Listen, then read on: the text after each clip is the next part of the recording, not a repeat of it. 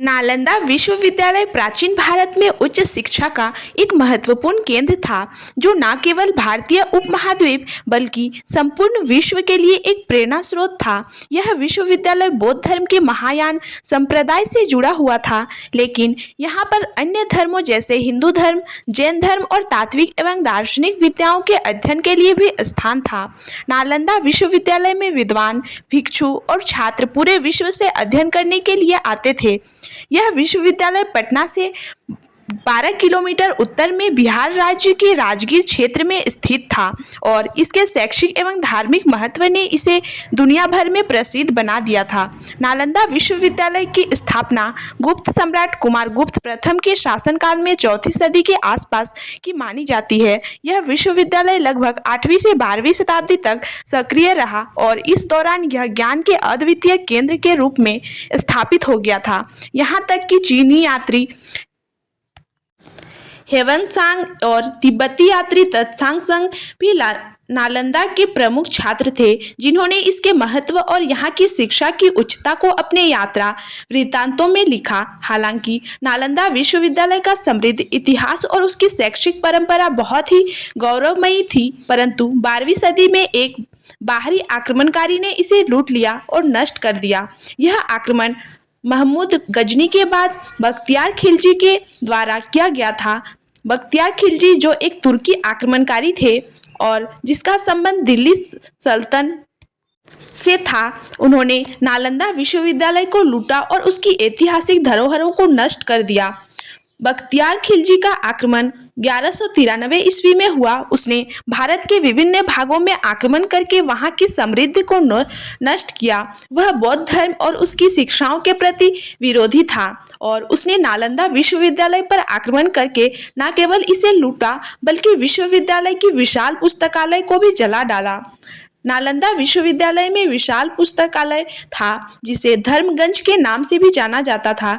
यह पुस्तकालय भारतीय ज्ञान का खजाना था और इसमें संस्कृत, बौद्ध धर्म, आयुर्वेद, गणित, खगोल शास्त्र, साहित्य, तात्विक चिंतन आदि से संबंधित हजारों पुस्तकें और पांडुलिपियां रखी गई थी। बख्तियार खिलजी के आक्रमण के द्वारा इन पुस्तकालयों को पूरी तरह से नष्ट कर दिया गया। इसे इस तरह से जलाया गया कि इसके जलते हुए कागजों को पुस्तकों का धुआं कई मीलों तक हवा में उड़ता रहा। यह पुस्तकालय न केवल बौद्ध धर्म और भारतीय ज्ञान की धरोहर का हिस्सा था, बल्कि पूरे एशिया में शिक्षा का प्रमुख केंद्र था। नालंदा विश्वविद्यालय के नष्ट होने के बाद न केवल बौद्ध धर्म और शिक्षा की धारणा को गहरा आघात पहुंचा, बल्कि भारत में उच्च शिक्षा का एक महान महत्वपूर्ण केंद्र भी समाप्त हो गया। इस आक्रमण के बाद नालंदा विश्वविद्यालय के छात्रों और शिक्षकों को भागकर अन्य स्थानों पर शरण लेनी पड़ी। इससे पहले नालंदा विश्वविद्यालय ने न केवल भारतीय बल्कि विदेशी छात्रों को भी आकर्षित किया था और यह एक महत्वपूर्ण ज्ञान का केंद्र था। बख्तियार खिलजी ने आक्रमण ने न केवल नालंदा विश्वविद्यालय को नष्ट किया, बल्कि बौद्ध धर्म को भी भारतीय उपमहाद्वीप से कमजोर कर दिया। इस आक्रमण के बाद भारत में बौद्ध धर्म धीरे धीरे हावी नहीं रह सका और हिंदू धर्म के प्रभाव में वृद्धि होने लगी। बख्तियार खिलजी के आक्रमण के बाद नालंदा में जो महान विद्वान और शिक्षक थे, उनका कार्यक्षेत्र समाप्त हो गया और इसका प्रभाव भारतीय शिक्षा पर गहरा पड़ा। नालंदा विश्वविद्यालय की सांस्कृतिक और शैक्षिक धरोहर को आज भी याद किया जाता है। यह विश्वविद्यालय भारत और समग्र एशिया में शिक्षा के एक प्रमुख केंद्र के रूप में जाना जाता था।